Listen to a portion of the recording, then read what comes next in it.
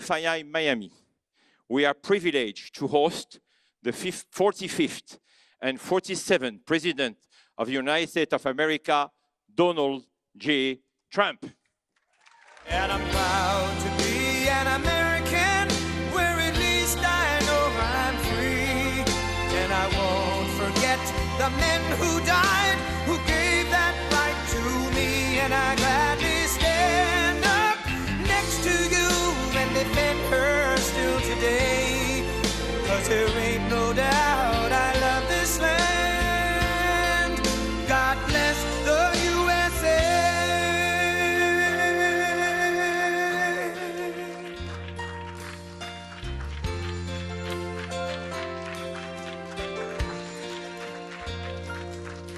From the lakes of Minnesota to the hills of Tennessee, across the plains of Texas, from sea to shining sea, from Detroit down to Houston and New York to LA, where there's pride in every American heart, and it's time we stand and say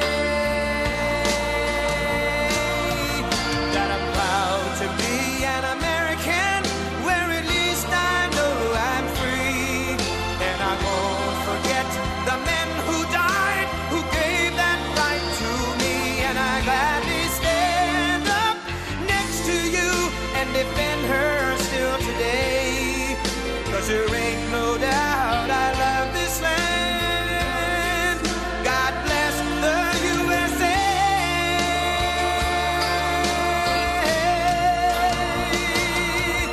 And I'm proud to be an American, where at least I know I'm free. And I won't forget the men who died, who gave that right to me.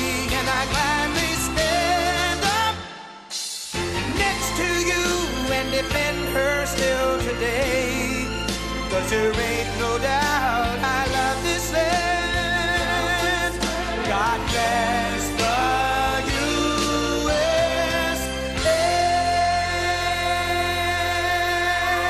Thank you very much.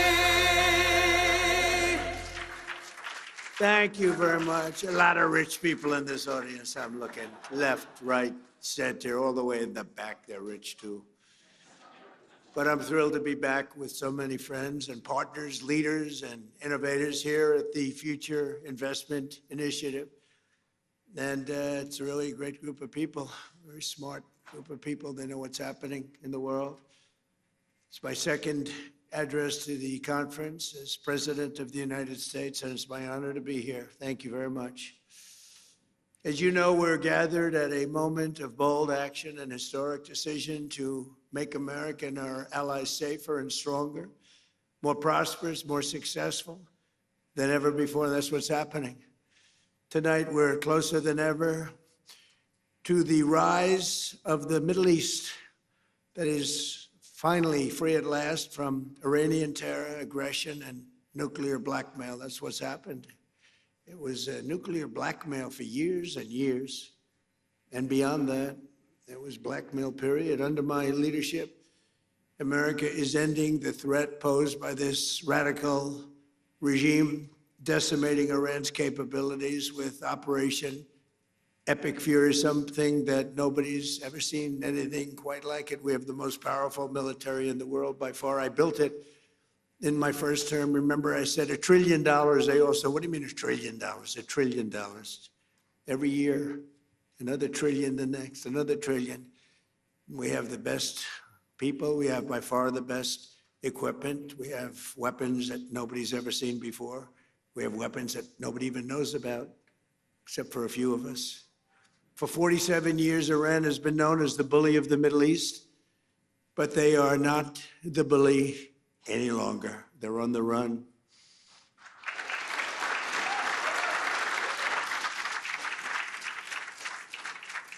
Last June, America's armed forces obliterated Iran's key nuclear facilities in one of the most spectacular military actions of all time. Nobody has ever seen anything like it. In the dead of night, no moon, 1 o'clock in the morning, we went in It was called Operation Midnight Hammer. And every single one of those bombs hit their mark. Air shafts. They will never build an air shaft again, I promise you that. They went right down that granite mountain through air shafts. Most incredible technology you've ever seen, that a thing like that. And it was decimation, it was obliteration. One of the networks said, well, maybe it wasn't that bad. It was that bad. It turned out to be even more than we thought. But after that attack, the Iranian lunatics refused to cease their pursuit of nuclear weapons. And I have to say, before that, Barack Hussein Obama, did you ever hear of him? Barack Hussein Obama, he had the Iran nuclear deal. He went to Iran.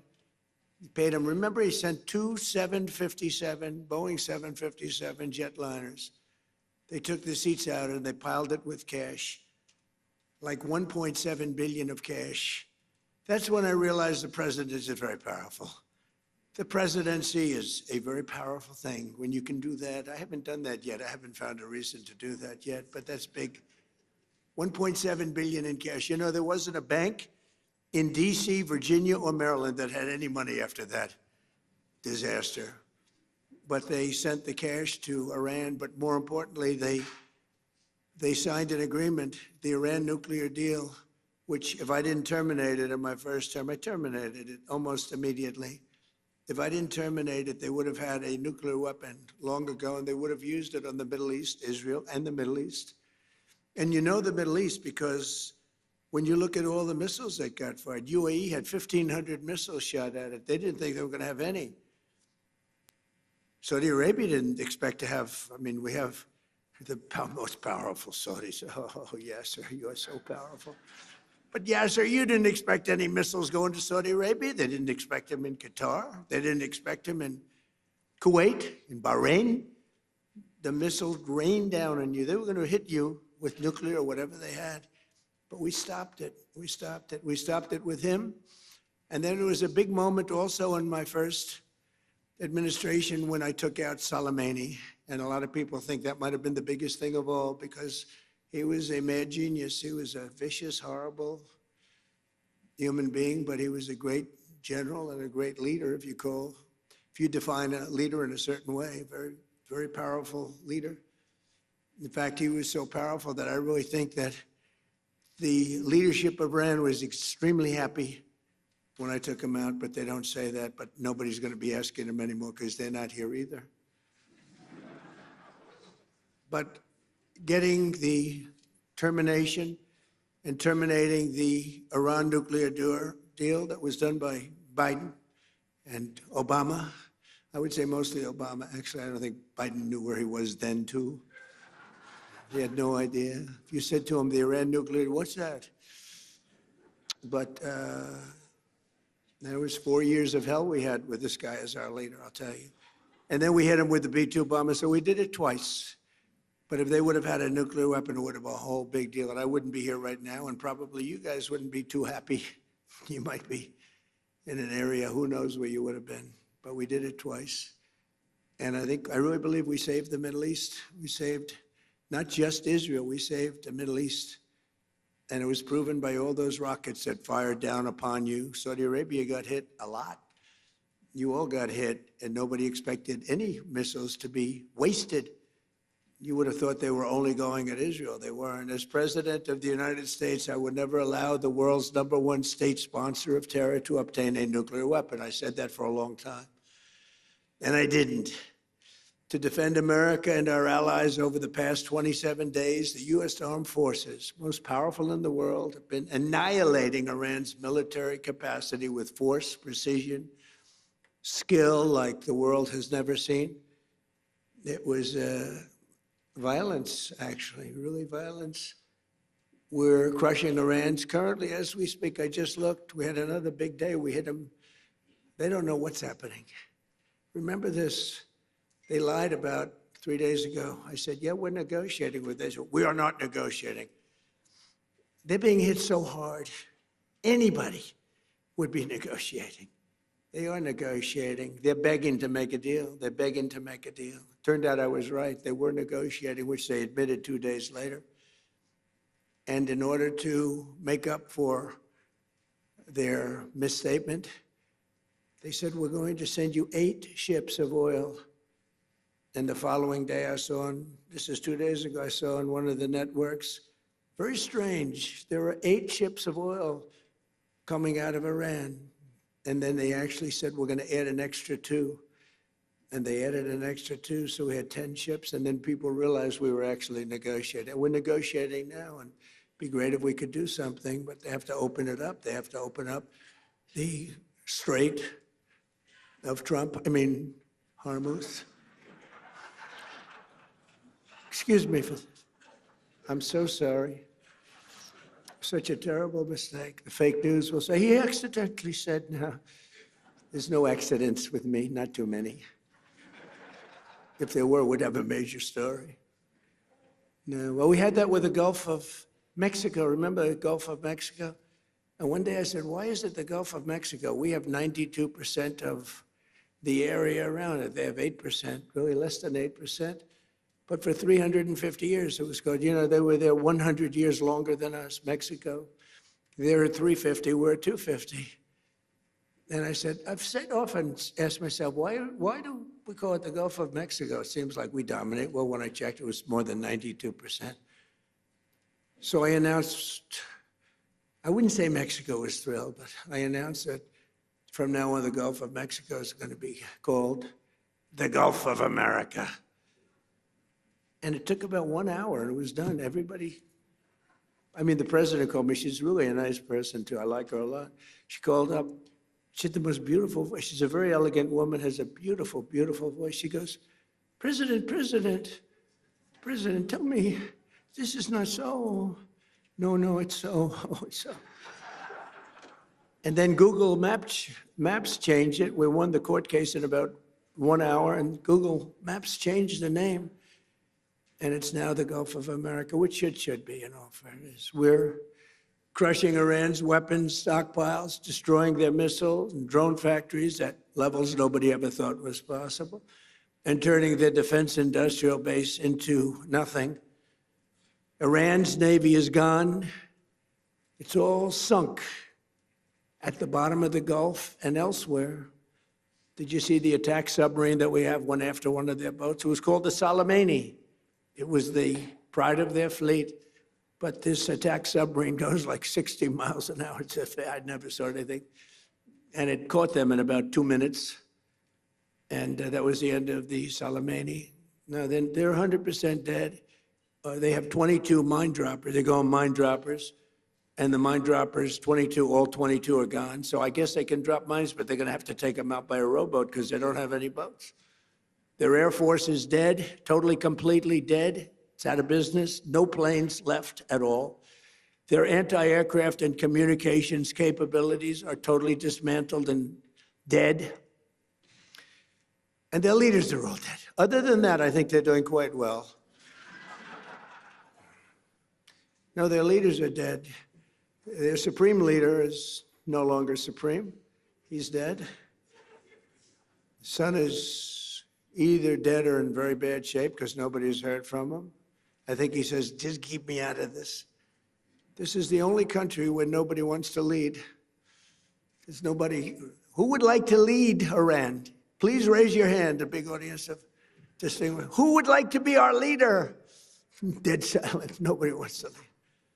Now, we have an amazing military. We have the greatest intelligence apparatus that anybody's ever seen. We can tell you everything that's going on. We know everything that's going on. We're achieving each and every one of the military objectives 4 weeks ago. And we're doing it really, I guess, we're 2 weeks schedule. We call it a military operation. We don't call it a war, we call it a military operation. We're very disappointed, by the way, with NATO. They didn't come to our aid. I didn't try too hard, actually, because I wanted to prove a point. I didn't sell. They probably think I'm a lousy salesman. I said, would you like to help us? To President of France, Macron, nice guy. He is a nice guy. They said,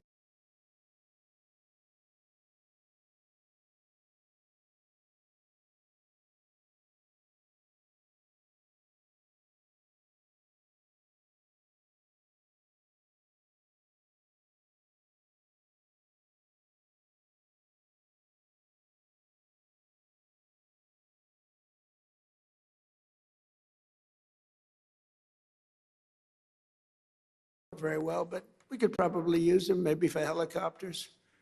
And they said, yes, oh, yes, we are preparing them.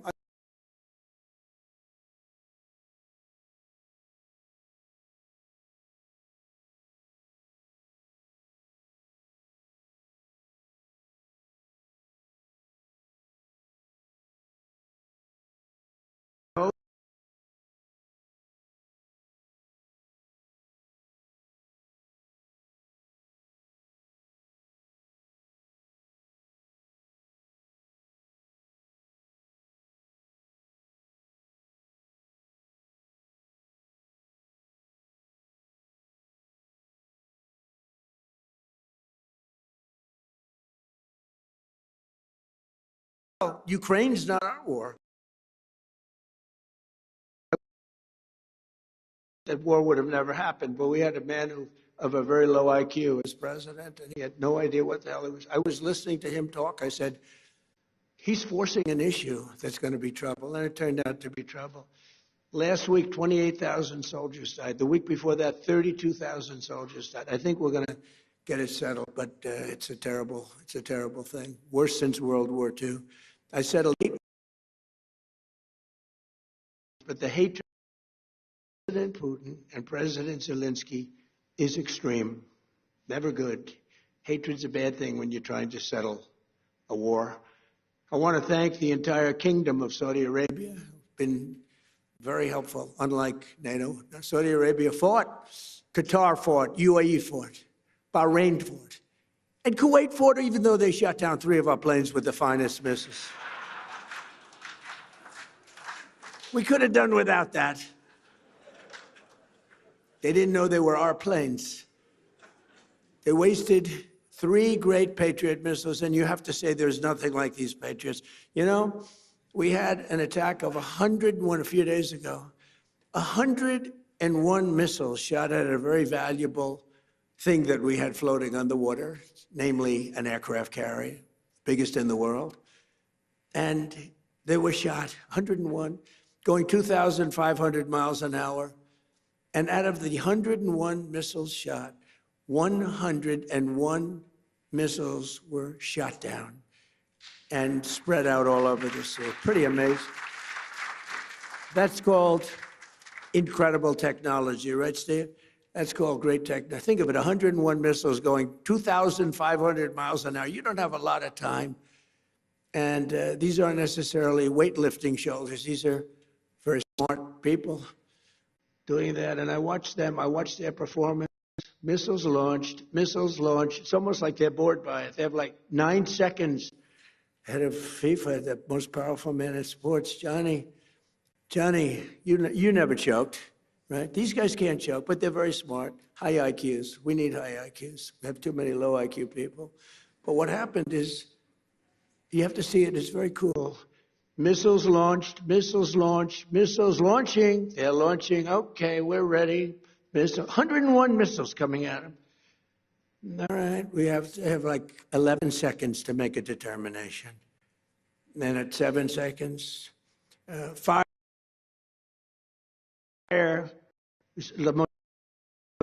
boom. One at a time, just knocked them out like they were nothing. Genius. It's like unbelievable.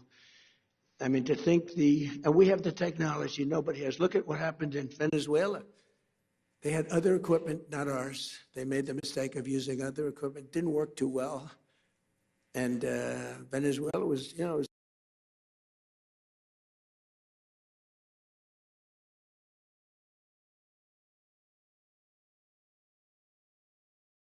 a lot more powerful, but it's not powerful anymore. Within 2 days, I think the damage was done, but now it's really done. Now we're just going after targets. And they have no anti-aircraft, so we're just floating over the top looking for whatever we want, and we're hitting it. And we have another 3,554 targets left, and that'll be done pretty quickly. And then we, at some point we're going to have to determine what we do. But they've never seen anything like it. When we hit Venezuela, that's a very strong military country. They have soldiers. If you've ever been there, I've been there. They have a lot of soldiers walking around all over the place. Everyone's a soldier. Very military kind of a place. And the general, there was a general, professional general, really good. And he said, we were all set for him. We knew there was a problem when we noticed at 1 o'clock in the morning, every 32 seconds, another airplane, a very fast plane, was coming off the deck of an aircraft carrier. That's actually the biggest aircraft carrier in the world. And every 32 seconds, boom, boom, boom. And it was 1 o'clock in the morning. So we said, okay, I think we're in trouble. But they were ready for us, Johnny. And we were ready. He said, we were ready. And then they hit us. And they came from 17 different angles. They were here, they were there. We ran for our lives. It was over. And it was over. And then we took this guy who was a very bad guy. And within literally minutes, he was in the back of a helicopter in a house that was in a big military base with thousands and thousands of soldiers. The house was all steel with steel doors, steel everything. They had the small steel doors, the big doors. We were equipped for anything. Even the big one would have been opened within 30 seconds. They walked in with blow torches. And within minutes, he was out of the house, being thrown into the helicopter, sailing away, and the soldiers just looked. Bye, bye. Enjoy your trip, sir. It was amazing. It was an amazing, but this is more amazing what's happening now, because we took a very strong country. I could see the Yasser, the problem you would have had. I mean, this was not a weak country. This was a strong country. They had over 10,000 missiles that they accumulated since October 2nd, if you think. Since the B-2s, really since the B-2s, they accumulated them in a matter of months, 6 months. But they had well over 10,000. They had rocket launchers. You know, rocket launchers are more important than the rockets, because you take a rocket launcher out, that's the end of that. People think you can take those big rockets and throw them out your window, like when you were a child with the paper airplanes. You said, it doesn't work that way. You need those launchers, and we knocked out now 97% of the launchers. That's why you may be attacked, but you're not being attacked with very heavy numbers of missiles like at the beginning. But in particular, I want to thank my friend, the Crown Prince Mohammed, who is a fantastic man and a great friend of mine, and a friend of all of yours, I think.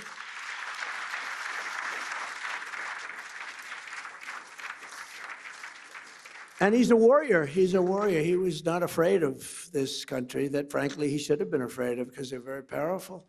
I want to thank Tamim, because Tamim is, these three people have been unbelievable. Tamim, and then UAE, Mohammed. These are three great people. And they were under tremendous attack, unexpected attack. And they weren't thinking this was going to happen. Nobody was. And they turned against them and really became very powerfully aligned. And they were with us, but they weren't with us very obliquely. They were with us. But I think that I have to acknowledge for their bravery, because they were being hit pretty hard. All three of them, they were being hit pretty hard. The Emir, Mohammed, you had two Mohammeds and a Tamim, and they're friends of mine. And also I have to say that Bahrain and Kuwait, they were stand up, more so than NATO, I want to say, more so than NATO. Now, they're a little closer to the action than NATO in all fairness, but very disappointed with NATO. But I wasn't disappointed with our allies in the Middle East and others. And others. We had tremendous support from countries that were not in the general area, but they were tremendously supportive. I think Turkey was fantastic, actually fantastic, and they stayed out of things that we asked them to, and he's a great leader. He's a great leader. And Indonesia was great. We had so many great, you know, you learn who your friends are, really do. You learn who your friends are. And, but Indonesia, Turkey, and so many other countries. But the five were great. But your dear friend and my dear friend he was all man. He stood up and he wasn't scared. Maybe he was, I don't know, maybe he was, but he didn't show it. He was great, a great leader. Saudi Arabia can be very proud of because he's got a lot of titles. He's the crown prince. He's the prime minister. He's the future king. He's got about 7 other titles. I said, you have more titles than any human being on earth. He's everything. And he deserves to be because he's a winner. So I just want to thank those people. So the Middle East will be transformed, and the future of that region is never, I don't think it's ever looked brighter. You couldn't have, we did the Abraham Accords. I hope you're going to be getting into the Abraham Accords finally. Yeah, sir, will you please go back and explain? It's time now. Mohammed said, oh, yes, as soon as we do this, as soon as we do that. I said, Mohammed, we did that. Oh, yes, but we have a couple of other things. It's now time. We've now taken them out, and they are out bigly. We got to get into the Abraham Accords. And we hope all of the countries are going to be in the Abraham Accords. We have some very brave countries that did it, years ago. They went in, and you know who they are, the early 4, and they did a great thing in doing it, and it was great for them also economically, but it was a great thing that they did it. But I think all the Middle Eastern countries are going to be joining now. And in some cases, I would say all the Middle Eastern countries and beyond. You have people not in the Middle East that want to be members. You'll be seeing that soon. In the meantime, the conflict in Iran also makes it absolutely vital for the radical left Democrats in Congress to immediately end their dangerous shutdown of our Department of Homeland Security. They want to play games. That's all they are. These people are lunatics. They sort of remind me actually a little bit of Iran. They're deranged. They're deranged Democrats. For 42 days, they've tried to completely eliminate funding for the #1 duty of government, which is keeping America safe. And they want no ICE. They want no Border Patrol. They want no protection of any kind to be given, reopening our borders and stopping all immigration enforcement in our country. They want to have our borders be open again. We took in 25 million people. We've gotten a lot of them out. Tremendous numbers of people that should never have been here. Over 4 long years before my election, these same radical, lunatic Democrats let 25 million people pour across our borders like they were nothing, like they were non-existent. These people were totally unvetted, unchecked, including murderers, drug dealers, gang members, vicious criminals, even the criminally insane. In 2024, the American people voted in a landslide to stop the invasion of our country. And I won all 7 swing states by millions and millions of votes. We won the Electoral College by a massive number. We won the popular vote, millions and vote, just millions. This was a big election. I loved every minute of it. And for the first time, no Republicans done anything like this in decades, but for the first time, we won the counties of America. That's a big one. 2,700 to 525. 2,700 to 525. 87% of the vote. We won 87% of the counties. In other words, it was a mandate like our country has not seen in many decades. It was a mandate for an ideology, which is an ideology.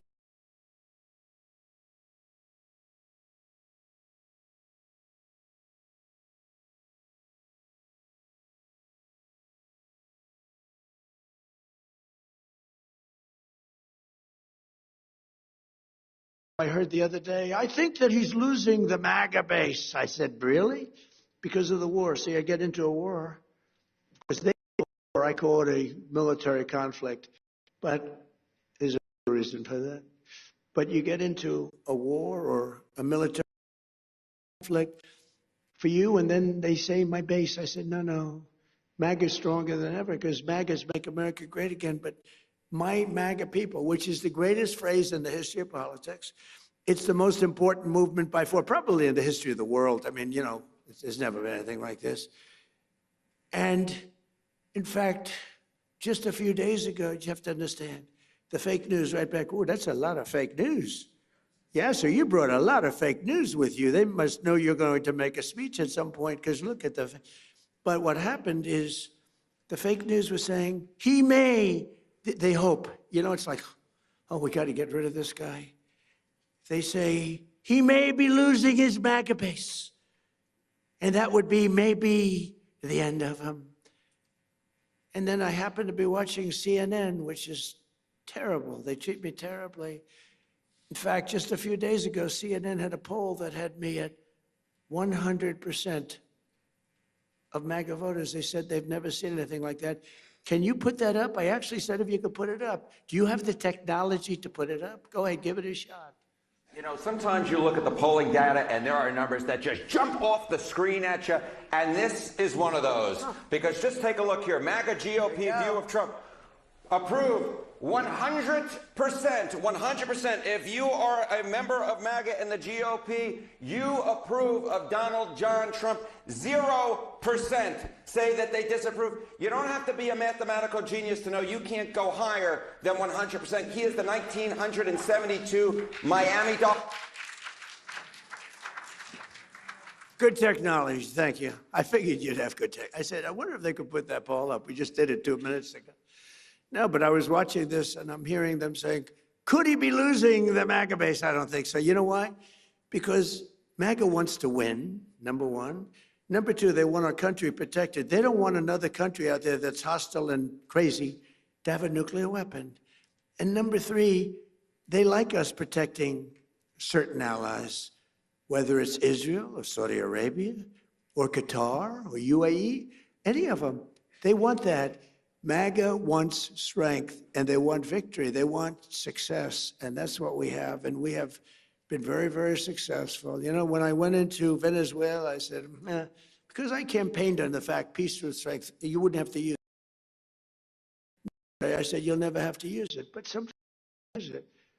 And Cuba's next, by the way, but pretend I didn't say that, please. Pretend I didn't say that. Please, please, please, media, please disregard that statement. Thank you very much. Cuba's next.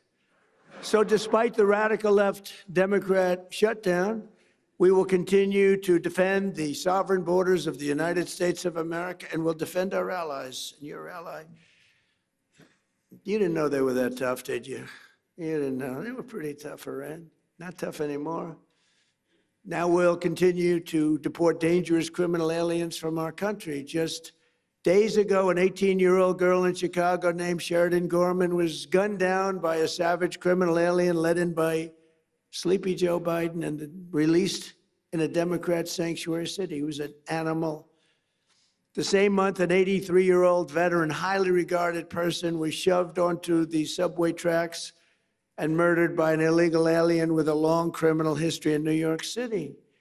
These are vicious criminal thugs, disgusting human beings that Democrats have defunded our airports to protect. They want our airports to be defunded so that these people can come into our country. Not going to happen. We're not going to have it. That's why this week I deployed ICE to our airports to help reduce the delays. People there are doing a great job, but they didn't want to pay them. The Democrats didn't want to pay them. And a short time ago, I also ordered emergency funding to resume paying the TSA agents immediately. They're getting paid. Democrats must stop their dangerous and destructive shutdown and reopen the Department of Homeland Security without delay. And it's time that they start thinking properly. That's why they lost in such a landslide and put America first. It's time that they start thinking about America first.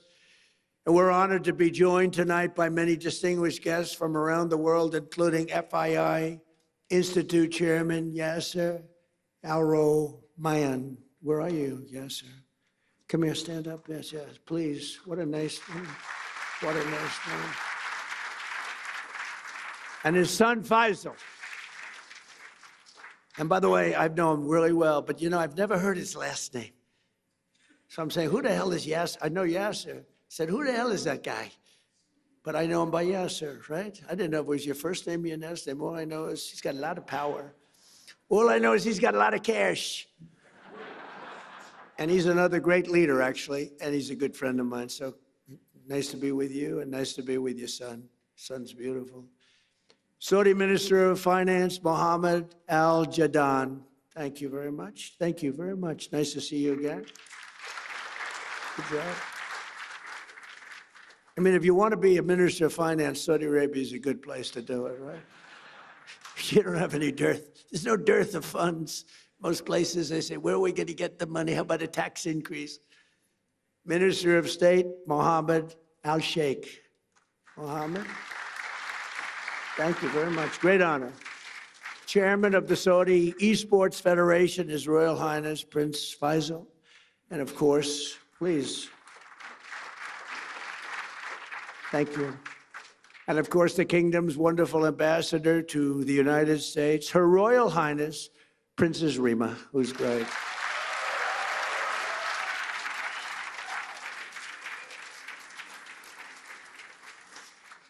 She's great. Also, I want to thank the president of Sierra Leone, Julius Madabio. Madabio, I love that name. Thank you.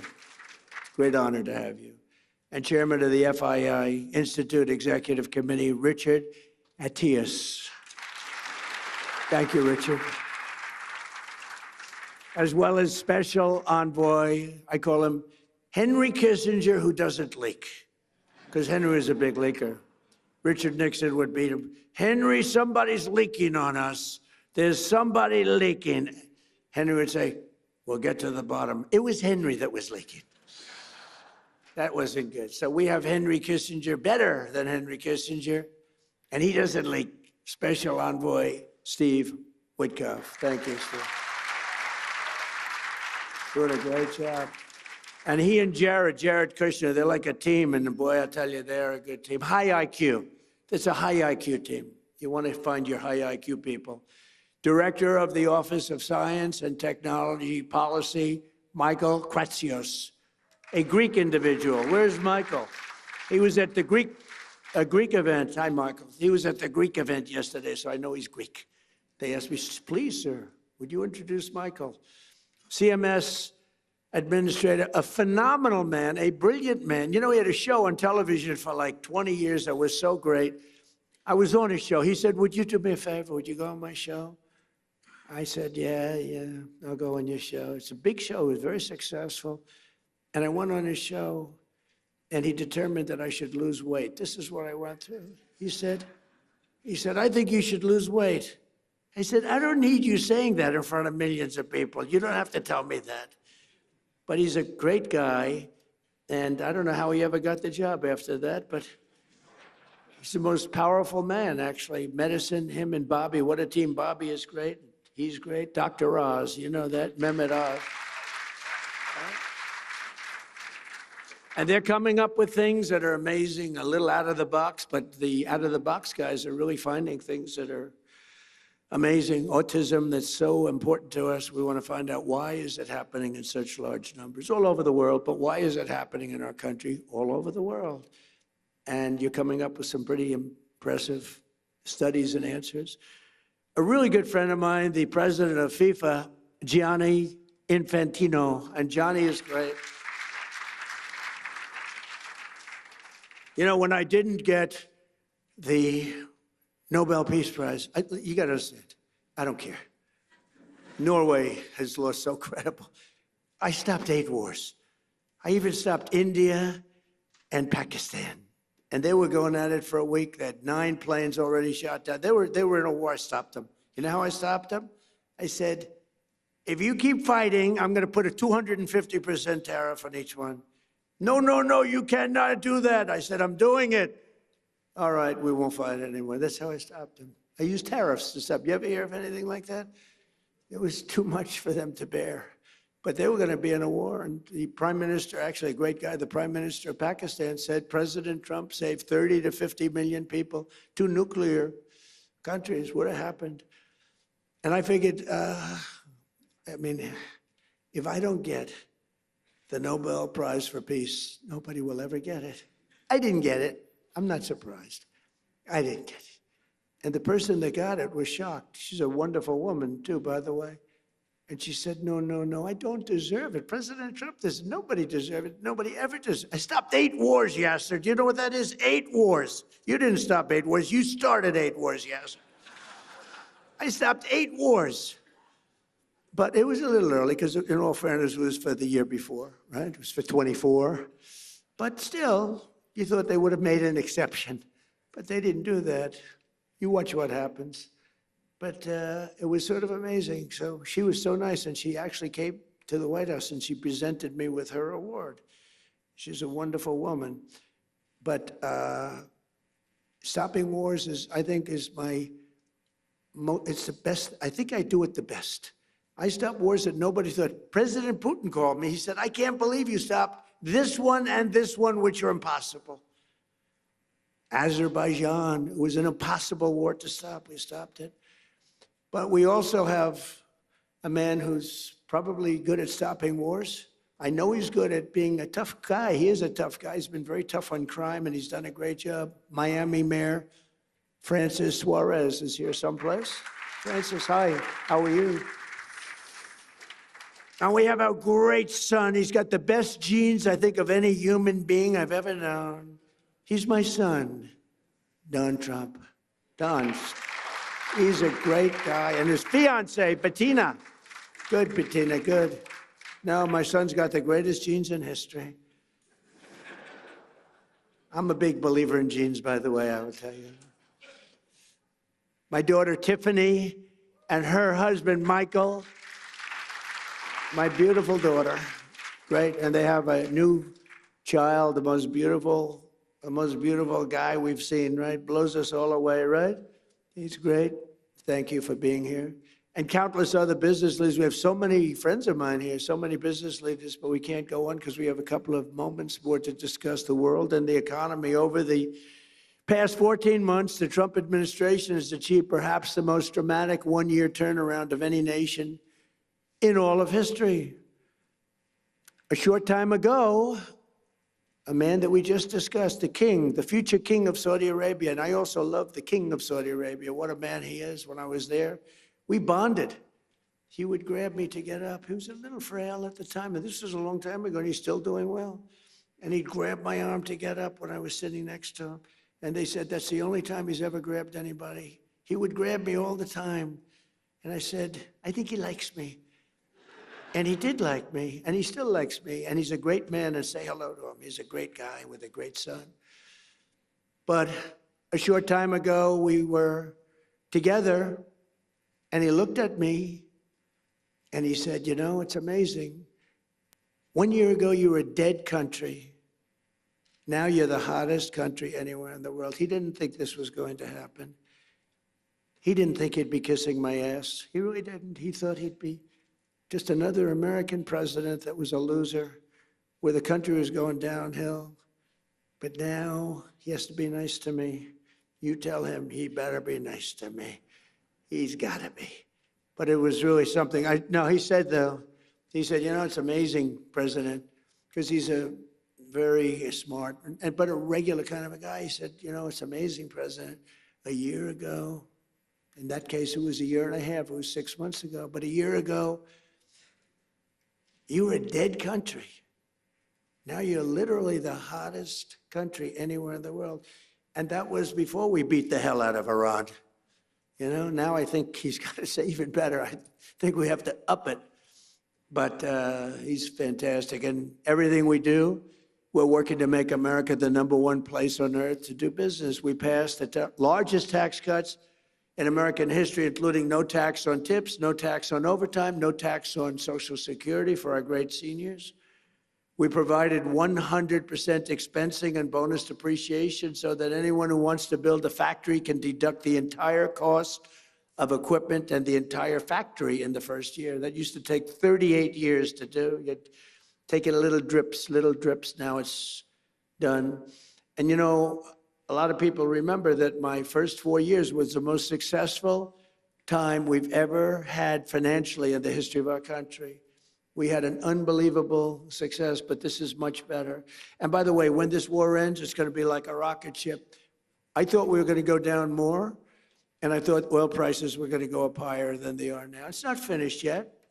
I'm not saying it's sort of finished, but it's not finished. It's got to be finished.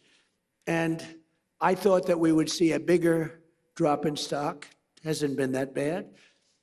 You know, it's sort of crazy. I hit 50,000 on the Dow. People said that wouldn't be possible within 4 years. I did it in 1 year.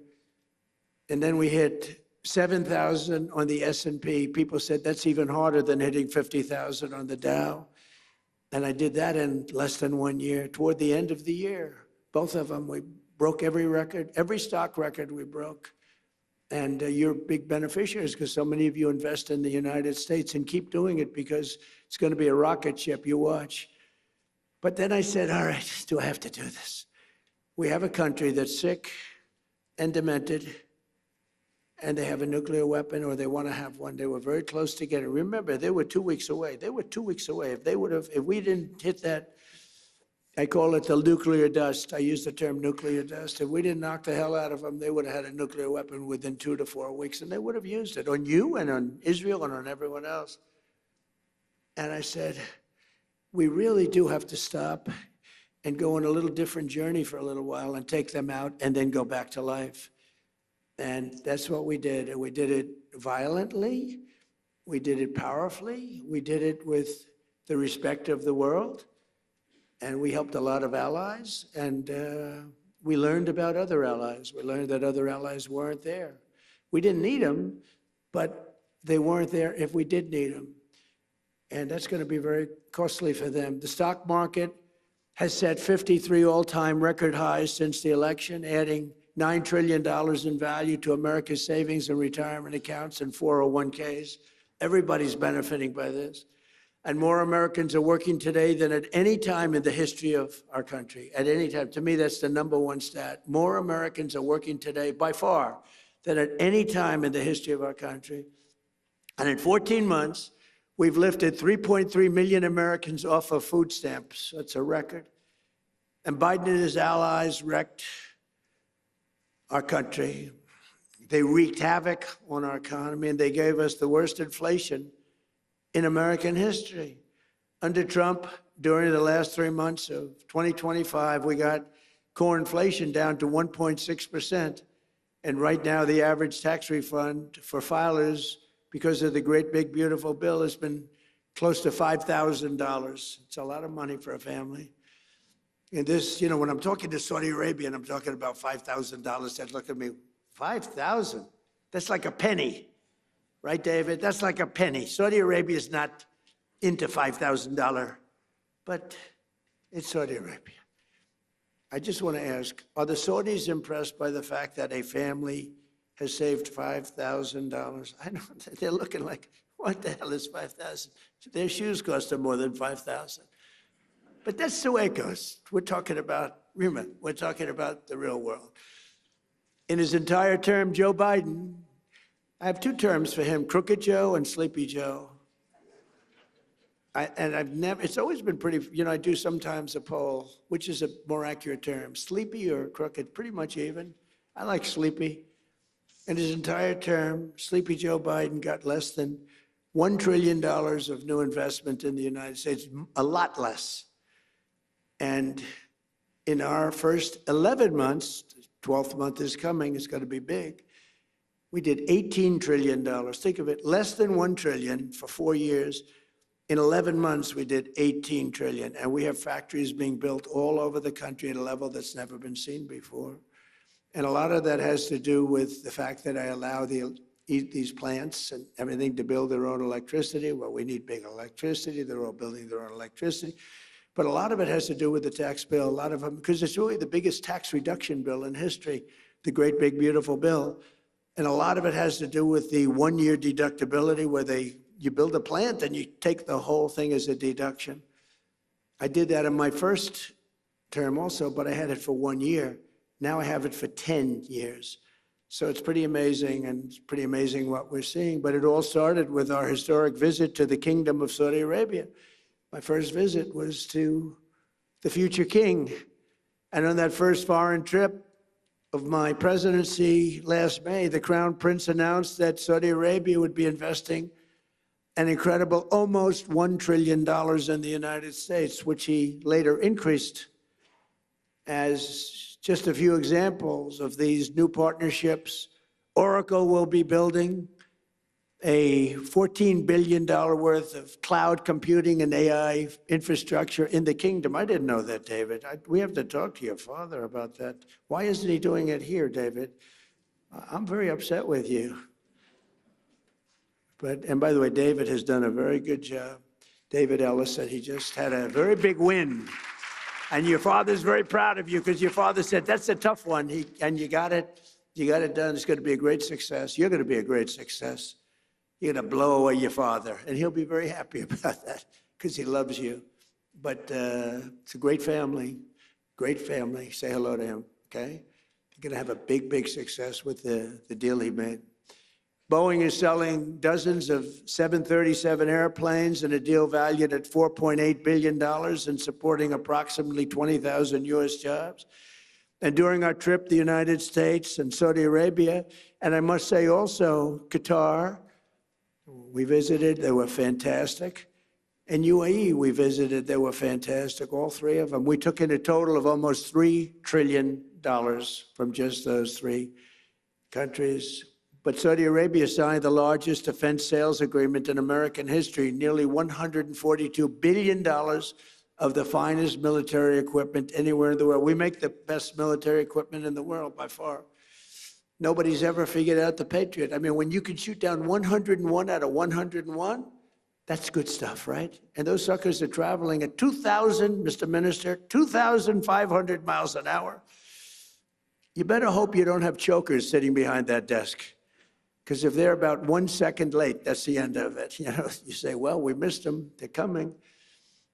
When I hosted the Crown Prince at the White House last fall, we officially designated the kingdom as a major non-NATO ally, first time. And for the very first time, we agreed to sell Saudi Arabia perhaps the most capable fighter jet ever built, the F-35. The F-35 is amazing. And we sell them very sparingly. We don't want other people to have them. I'm confident that this partnership and so many others around the world will continue to grow and thrive because under President Trump, America once again fights and competes for one thing. We fight to win. We fight for justice and we fight to win. We don't fight to be politically correct like we did under other presidents where we fought to just keep fighting and fighting and fighting. And, you know, when I took out ISIS, I was told by generals it would take 4 to 5 years. And I met General Raisin Kane, who's our top person, head of the Joint Chiefs of Staff. I said, if I ever do this thing again, if I ever get in, I'm putting that guy as the head of the Joint Chiefs of Staff. I went to see him in Iraq, and I said, why is it taking so long to destroy ISIS? We have the best weapons in the world. And I understood why, but I had generals, I call them the television generals. They weren't any good. Mattis, Milley, they weren't any good. They were lousy. But they said, sir, it will take about 4 years. When I went over and I met General Kane, I said, how long will it take? 4 weeks, sir, you'll have a lot of time left over. I said, wait a minute, did you say 4 weeks? 4 weeks, sir. It'll take 4 weeks. You'll have a lot of time left over. That's our new head of the Joint Chiefs of Staff. And he said, how do you do that? Well, sir, we were only able to fight from this one very far away location because nobody wanted to use all of our portable runways that we have all over the Middle East. We have portable runways, can you believe it? We have everything. But nobody wanted to use them because they didn't want to insult the country where the runway was located. I said, they wouldn't even know. Do you think some country's going to know when we have jets taking off? They don't know. He said, well, I agree with you, sir, but whether they know or not, who cares? He said, so we have about 17 locations that we could take off. From this one, it took 8 hours to get to the destination. By the time we got there, we had to refuel all the time, and we had to come back.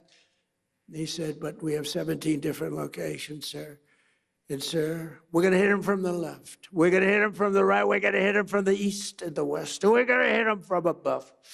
And you could see he was getting crazy. And I said, what's your first name? He said, Raisin, sir. What do you mean, Raisin? My name is Raisin. I said, you mean your name is Raisin Kane? And he said, yes, sir. You're the guy I'm looking for. I've been looking for you for 4 frickin' years. I found Raisin Kane. His first name is Dan, but his nickname is Raisin. And I loved that. I loved raising Cain. And I said, if I ever get in, this was before I decided to even run, I said, if I ever run and if I win, that guy's going to be the head of the Joint Chiefs of Staff. That's exactly what happened. Then he was all for me, and I'm all for him, but he's a great general. He's like one of these football coaches that's great. You know, there's some great ones, Johnny, right? And all they do is they sit, their wives are complaining, everyone's complaining. They never go, they don't see anybody. They just go into the room and they study film and tape it. Then they go out and win, and everyone says, how come? And other guys are out there playing golf. They're not winning. And he's been great, and Pete Hegseth has been amazing. He's been amazing. Pete has done a great job. He was born for it. I really believe he was born for it. We have a lot of great people. We have a lot. We had a great first 4 years, but the people we have now, you know, look, when I won, I'd never done it before. I ran, everyone thought I was doing it for fun. Even Steve Witkoff, he said, you're doing it for fun, right? No, I guess, I don't know. I didn't know what I was doing it for, maybe. But they all said, no, he's going to run, and in September, he's going to have a lot of fun, he'll drop out. And then the debates came, and I did good in the debates, and we're knocking people off, all senators, governors, mostly senators and governors, all professional politicians, smart guys. You can't be stupid and be a senator or a governor. It doesn't work that way. Other than Biden, he got lucky. He was in a room, they locked him in a room, and he never got to talk. So, but that's a whole other story. But I ran, and then all of a sudden, there were 18 people, including me. Then there were 15, then there were 12, then there were 9, then there were 6, 5. It's like a rocket ship. 4. And then all of a sudden, I won. But I never did it before. I went to Washington. I said, I've only been here 17 times, and I've never slept over. I didn't know anybody. So I had to take recommendations from rhinos and some good people. I mean, there were recommendations, and some were really good. I mean, I had some great people. Look, I rebuilt our entire military in the first term. We got the largest tax cuts in history, the largest regulation cuts in history in the first time. We did good, but I didn't have the same people generally. But I went home and I watched this thing closely. And by that time, I knew the good, the bad, and the ugly. I knew the good ones. I knew the bad ones.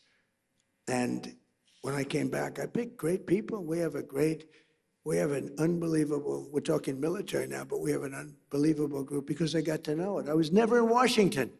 You know, it's hard. I never ran for class president. All of a sudden, ladies and gentlemen, your next president of the United States is Donald Trump. I said, really? I never did this before. Johnny, I said, how the hell did this happen, right? But it did happen, and we had a great first term. But the second term is blowing it away, to be honest with you. It's really blowing it away. And when we decide to leave, regime change, I guess we change the regime. The regime gets blown up every 2 days. No, everybody's afraid to announce who's the head. We don't even know who the hell the leader is. So I think we have regime change already. But we're going to be, at some point, we'll be leaving. And I think you're going to see a rocket ship because we won't have that dark cloud hanging over our heads, Steve, right, that we did before, which was a nuclear-armed, sick country of Iran, because it might have affected your country, Saudi Arabia, and the others, and it certainly affected Israel more than anybody, the hatred they have for Israel, but it also affected us, because with modern-day equipment, they can fly. And how about the fact that they flew a missile 2,700 miles the other day? They didn't say they had that. Nobody knew they had that. Went 2,700 miles. So we learned a lot, but we're determined to have the best technology, the brightest minds, the greatest businesses, and the strongest economic and security partnerships of any nation, anywhere in the world. And for this reason, we're also committed to ensuring the United States remains #1 in artificial intelligence. We're doing great. We're leading China by a lot, and I'll not allow radical left maniacs to sacrifice American AI leadership to red tape or political correctness. It's going good. We're doing really well. We're building factories all over America, the biggest in the world. And in America, we don't fear the future, we invent the future. We're really inventing the future. We have the most brilliant minds. And we invite all nations to join us in building the most powerful AI ecosystem on the planet. We're building more automobile plants than any time in the last 50 years. For a lot of reasons. I think number one, maybe the election, but number two, and a close number two, is tariffs. The tariffs are driving people in from Canada, Mexico, Germany, Japan, South Korea. They're coming in. We're building auto plants all over the United States, tens of billions. I met Mr. Toyota in Japan. I said, what's your name? He's about 92 years old. Sharp as a tack. What's your name? Toyota. I said, you're rich. I said, do you have anything to do with automobiles? Yes. What do you have to do with Toyota? I own it. And I said, well, do you want to make an investment? Yes, we're going to spend $10 billion, spending $10 billion right now on building 5 plants. Everybody is. They're all coming into America. We're going to be hotter than we were 70 years ago when we dominated the automobile. We made all of the cars. My administration has also worked tirelessly to ensure that America remains at the bleeding edge of crypto revolution. We're really doing great. And if we're not going to do it, then China is going to take it over. They want to do it. We're going to be the undisputed crypto capital and Bitcoin superpower of the world. Bitcoin's very powerful. It's all becoming powerful. So many people now, they want to pay you in crypto. They want to pay you in Bitcoin. And we have to be at the top of it in all of these, call it an industry. Last year, I signed the landmark Genius Act into law, creating a clear and simple framework for dollar-backed stablecoins. And this was a historic achievement, and I'll not allow Democrats and their big bank donors, although they've had a lot of support for crypto. They will say that. The Democrats have been very strong on crypto. They want to see it too, which is shocking if you want to know the truth. But we don't want any pointless regulations or needless restrictions. We want to have free enterprise, open. America became the world financial capital because we were the strongest and the freest nation on earth, and the Trump administration's going to keep it that way. We're very open. And I tell people, if you have problems, call me. And some of them are amazed I actually take their call and get their problem solved. For 4 long years, our country was pushed to the brink of destruction by radicals and thugs and stupid people who punished success, pillaged our economy, dismantled our borders, and surrendered our strength. But today, all of that is behind us. Our country is prospering again, I think, like never before. I would say, you know, it's amazing. I knew I'd do it. I didn't know I was going to do it. I had no idea it was going to be this fast. But you never know. I had no idea I'd be going into Iran. I didn't think we'd have to do that. But it turned out we did, because they became more and more radicalized and more threatening. Our economy is booming again, and America is respected again all over the world, perhaps like never before. With the help of business leaders, innovators, allies, and partners like those in this room, incredible people in this room, incredible success stories, the most successful people in the world. We'll seize every opportunity, overcome every challenge, defeat every threat, and America and our allies will thrive and prosper and win like no nations have ever won before. You're going to win like you've never had before. So I want to just thank everybody very much, and I'm asked to take a few questions. And unlike other politicians, they would like the questions screened. I don't ask for screening of the questions. You can ask me anything you want. You can talk sex. You can do whatever the hell you want. I'm here for you. Whatever question you want, you can ask. So do you want to do that? Do we have some people handling this? Here he comes. Look at this man. Very powerful man coming up, ladies and gentlemen. We'll take some questions. Good. Thank you. Thank you very much, Mr. President. Thank you so much. And thank you for accepting to take 5 questions. We don't want to take too much of your time. So let's talk about business. In one sentence, where should the world invest in America right now? Say it, what? Where should the world invest in America right now? Well, look, the one that they're going crazy about is AI. Now, sometimes you'll say, let's go the opposite, because I've seen it. You know, everyone goes, but AI is going crazy. AI, so my family, we made Don, the whole family, Erica's doing a good job. All of us, Ivanka, we liked real estate. When you can make money in real estate, it's a great business. But I see some of these guys come into my office, they're wearing a T-shirt and they're 24 years old. Dad, he's got a net worth of $24 billion. I said, you gotta be kidding. Off a little contraption. So, but the money seems to be, right now, AI. And also, if you're in school, like you're going to the Wharton School or the Stern School or any of these great schools, I mean, the numbers that they're paying to go into that business is incredible, where you see people getting a $10 million bonus to sign, like baseball players or football players. We're giving you a $10 million. I mean, I hate to say because it sounds ridiculous, but there have been some $100 million bonuses paid to sign. So I think probably if you're going to say one thing, AI, and just hope that it works, right? You better hope. So, Mr. President, what is the one leadership trait the world is missing right now?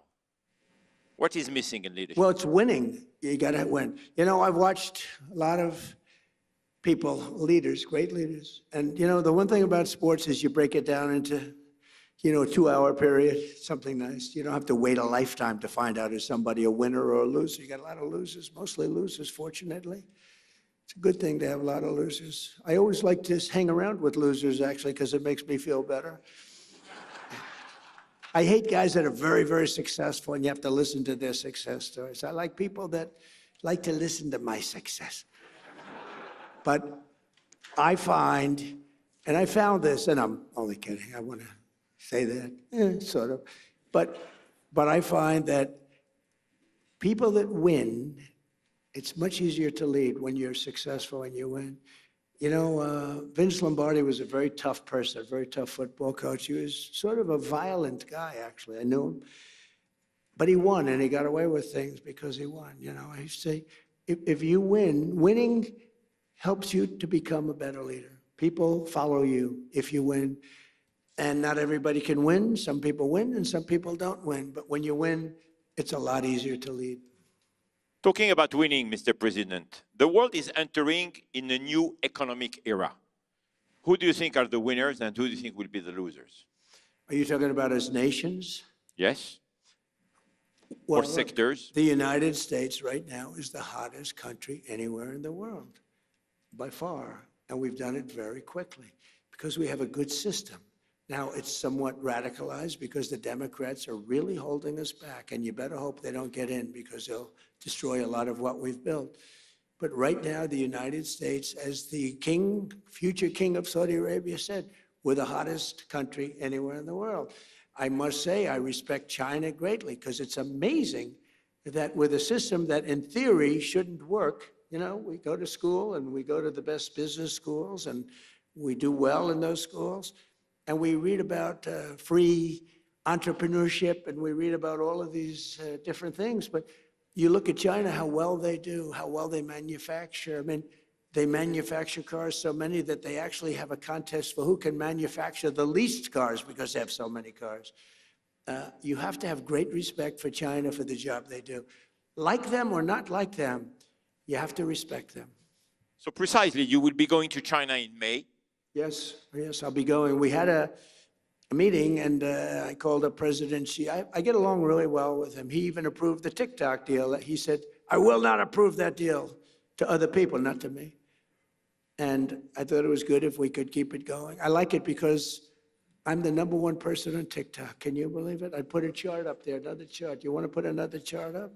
Like we did with fake news, CNN. I said, you know, let's see what happens. So we got a group of very big investors, the biggest investors, and they really wanted to buy TikTok.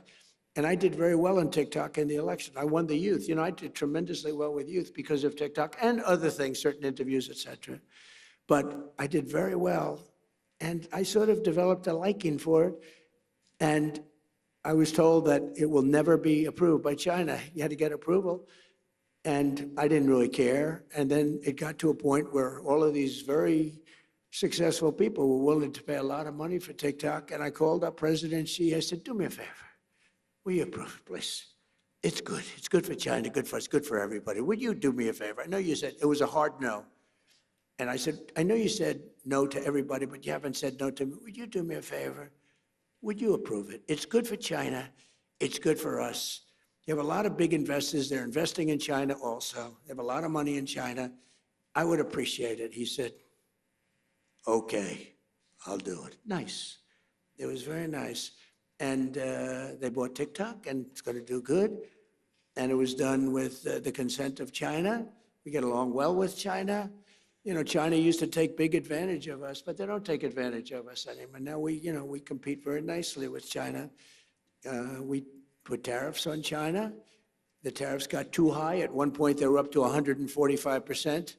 You know, I was saying, nope, put tariffs on that, put tariffs on for fentanyl, add 20%. And then one day I said, what's China paying now?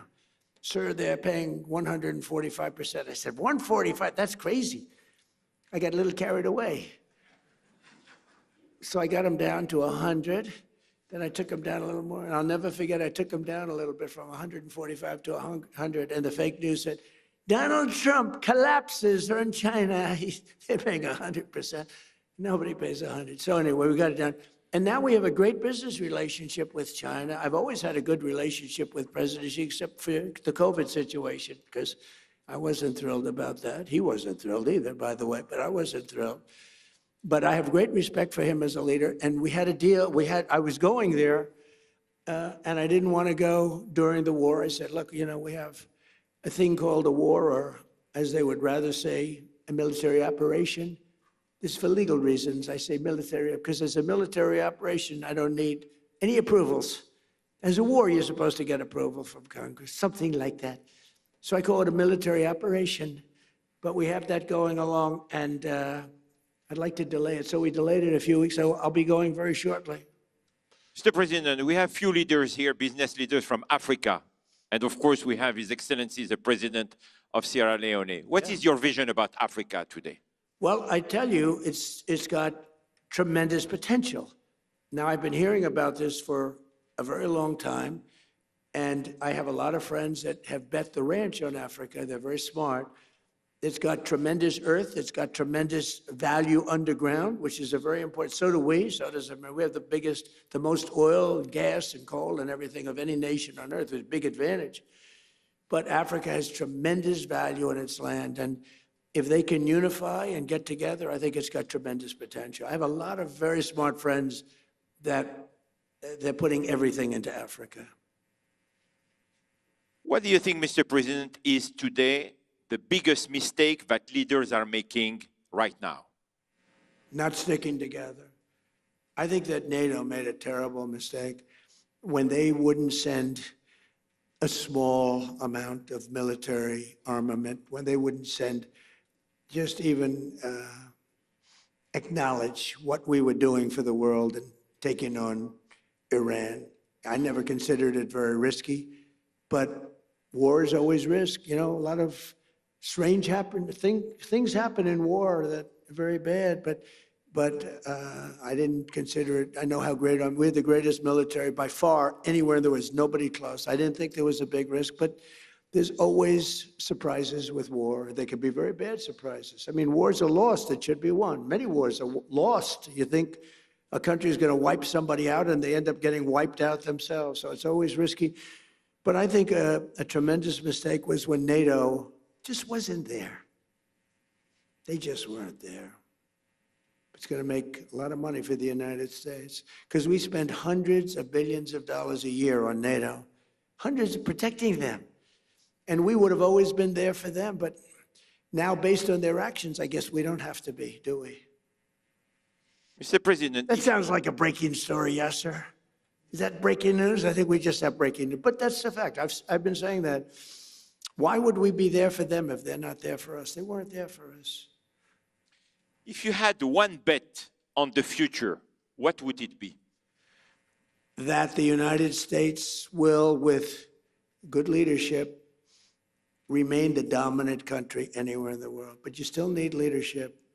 I mean, look at the last 4 years were so bad with the bad leader. You need leadership.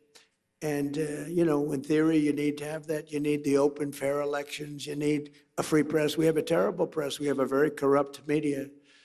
Think of it. I got 96% negative stories, and I won in a landslide. And you know what that means? That means that the media has no credibility. You can't get mostly bad stories, fake stories. They were fake. The polls are fake. That's why I appreciate that one poll that I saw up there, 100%. She's never seen 100%. Nobody has. But you have to have a free and open media. And when a media can give you 96 to 97% bad stories, they write stories about it. Trump received 97% bad stories, and I won in a landslide. And that means very simply that the media has no credibility, because that can't happen. Now, I also have a voice more than most people. I can come up and talk about it and convince people without necessarily reading the New York Times, which is fake. I mean, if you read the New York Times, you would think we're doing badly against Iran. Remember, they have no Navy, wiped out. 159 ships at the bottom of the sea in 3 days. They have no Air Force, all wiped out. They have very few missiles left. Their drones are at a minimum. Their factories are gone. Their leaders are gone. The leaders are all dead. They're all dead. Nobody ever heard of the people that are left. And if you read the Times, you think we're doing poorly. It's almost treasonous, I have to be honest. It's almost treasonous.